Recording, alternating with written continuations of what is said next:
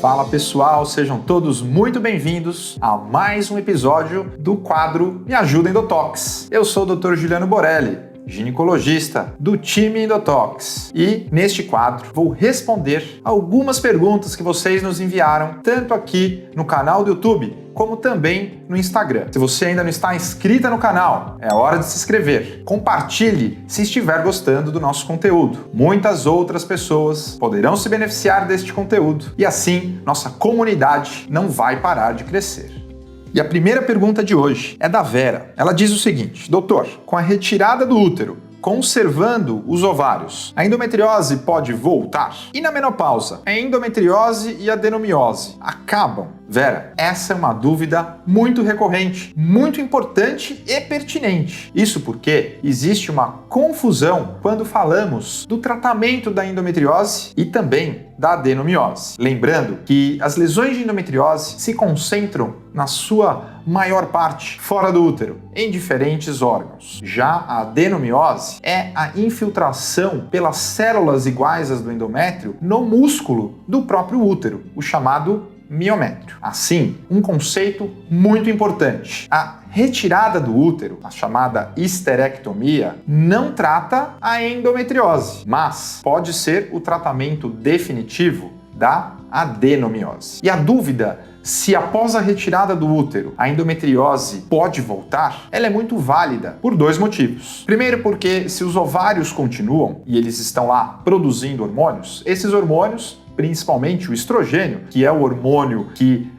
alimenta as lesões, os focos de endometriose, ele estará circulando pelo seu corpo. Se na hora do tratamento cirúrgico foi realizado apenas a retirada do útero e as lesões de endometriose não tiverem sido removidas totalmente, essas lesões persistiram e poderão ser influenciadas pelos hormônios ovarianos. Esse é um quadro clínico muito frequente em mulheres que fazem a histerectomia, mas não tratam completamente as lesões de endometriose. Indo para a segunda parte da sua pergunta, após a menopausa, quando os ovários perdem a sua função, ou seja, existe a falência da produção dos hormônios ovarianos, a imensa maioria das pacientes, mesmo aquelas não operadas ainda da endometriose, terão as suas lesões diminuídas. Elas perdem a sua atividade, pois não terão mais essa influência estrogênica. No entanto, existe também outras formas de estímulo hormonal após a menopausa. Uma delas é a própria terapia de reposição hormonal da menopausa, que muitas mulheres que estão neste período precisam para suprir outros problemas, outros déficits do estrogênio. Então, aqueles sintomas que são comuns a este período do climatério após a menopausa são muitas vezes solucionados com a reposição hormonal.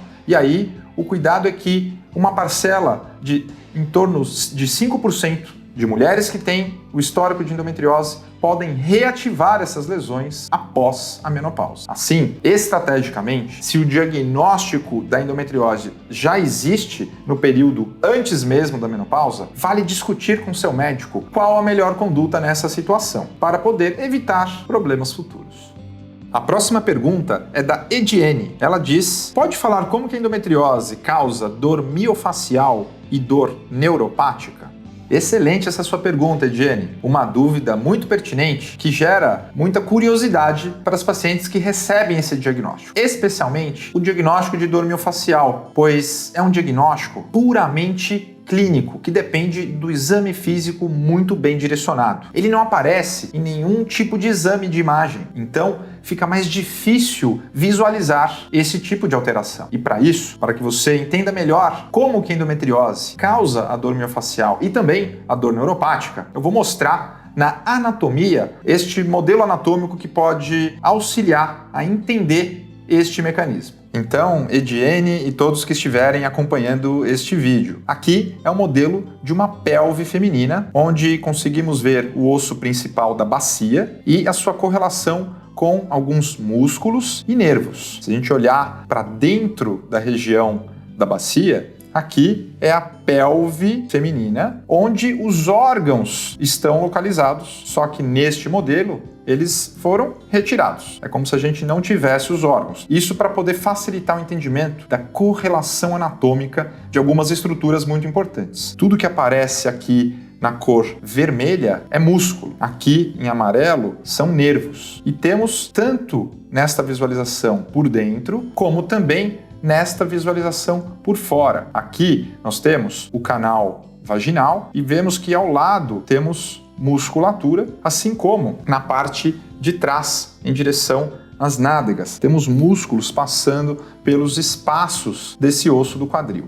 No caso da endometriose, que se localiza especialmente na região pélvica, naquela região onde temos musculatura e nervos ao seu redor, estas lesões, principalmente por trazerem um processo de inflamação crônica e por muitos anos, na maioria dos casos, como já sabemos, com demora no diagnóstico, esta inflamação crônica pode trazer reflexo nessas estruturas musculares, nas fáscias, que são os tecidos que conectam esses músculos, e isso pode levar a uma situação de espasmo, contratura muscular. Todo músculo contraído de forma persistente, permanente, dói. Isso é o que caracteriza a dor miofascial. E a dor miofascial, mostrada neste exemplo, é a dor miofascial do assoalho pélvico, dessa musculatura que está muito próxima às lesões. Mas também na endometriose existe uma outra possibilidade de dor miofascial extrapélvica, por exemplo, na musculatura abdominal. E aí tem muito mais relação com algumas questões posturais, mecanismos de defesa perante a dor que a endometriose causa. E isso também pode levar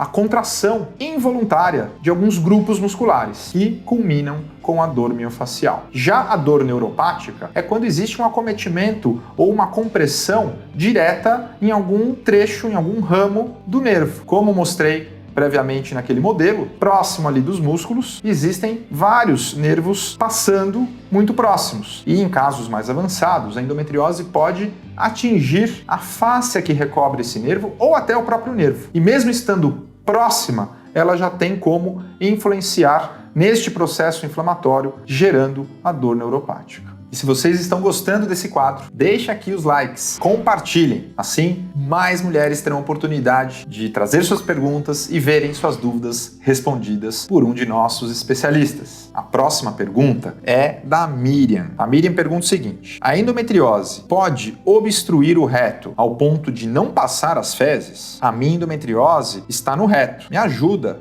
Miriam, esta com certeza é uma dúvida e um medo que muitas mulheres que recebem o diagnóstico de endometriose acometendo o intestino costumam ter. E de fato, o medo, a preocupação é super válida. No caso do reto, que é a porção final do intestino grosso, felizmente, a região que é mais acometida de todas as áreas do intestino é a região que menos tem risco de acontecer uma obstrução completa, impedindo a passagem das fezes. Isso porque a parede do reto ela é mais grossa, daí a denominação de intestino grosso. Outras áreas, principalmente do intestino delgado, que também podem ter lesões de endometriose, mas são menos frequentes. E essas regiões têm um risco maior de obstrução quando a lesão é profunda e deforma a estrutura da parede intestinal. Então, na região do reto, por mais que a lesão seja grande e profunda e que infiltre algumas camadas, a obstrução a ponto de não deixar passar as fezes, é um evento extremamente raro nessa localização. E a última pergunta de hoje vem da Paloma. Ela diz o seguinte: eu não posso tomar anticoncepcional, tive primeiros sintomas de trombose usando a cirurgia no meu caso. É a única opção? Teria que fazer uma esterectomia? Paloma, essa sua situação com certeza se repete diversas vezes no dia a dia do consultório. São muitas as pacientes que passam por situações semelhantes. Terem indicação ou receberem a recomendação de usar algum tratamento hormonal, com anticoncepcional, e não poderem utilizar, terem algum tipo de contraindicação. No caso, o histórico de trombose é uma contraindicação para usar boa parte dos anticoncepcionais. Não de todos. Existem aqueles com menor risco de trombose que ainda assim poderiam ser utilizados. Mas sabemos que os efeitos colaterais não param por aí. Na dúvida ou na alternativa a esta prescrição, temos sim outros caminhos. Antes mesmo de pensar em cirurgia, sabemos que tratar do estilo de vida, cuidar da alimentação, são medidas fundamentais para melhorar o quadro clínico da endometriose. Agora, dependendo dos sintomas que a endometriose está causando, das localizações das suas lesões, o tratamento cirúrgico pode ser o melhor caminho neste caso. E aí, indo em direção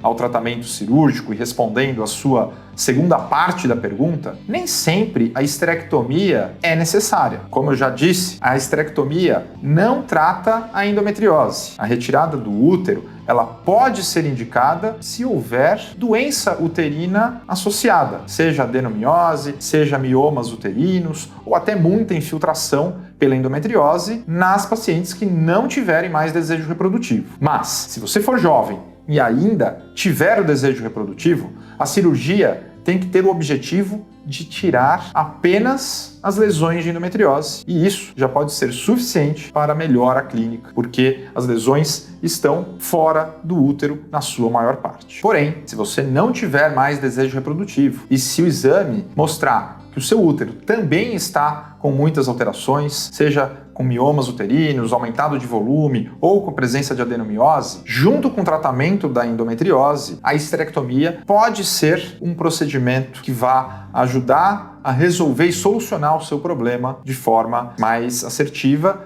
e por longo prazo. E essas foram as 4 perguntas selecionadas para este episódio de hoje do Me Ajuda Endotox. Você que gostou, deixe seu like, compartilhe com amigas, amigos, pessoas que possam se beneficiar dessas explicações. Você que ainda tem dúvidas que não foram respondidas, deixe nos comentários a sua pergunta. Nosso time irá selecionar a sua pergunta para que um de nossos especialistas responda em futuros episódios. Continue nos acompanhando em todas as nossas mídias. O time Endotox tem a missão de disseminar informação sobre endometriose com muita qualidade. Espero que tenham gostado e até a próxima.